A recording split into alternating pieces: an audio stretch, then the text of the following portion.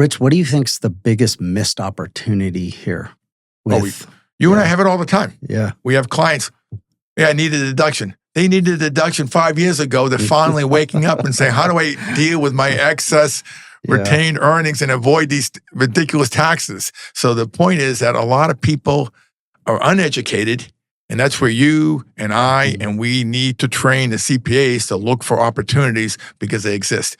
People are not taking advantage of these type of plans, Adam, and unfortunately, they're missing out on some really significant deductions. And so that's where we need to just be on the ball and always look for those opportunities. And that's why I'd like to go and start visiting some of these CPAs and say, hey, this is what we can do. And show people, hey, and put together a brochure that gives a little information, very simple.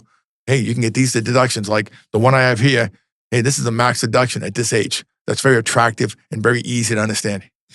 So when we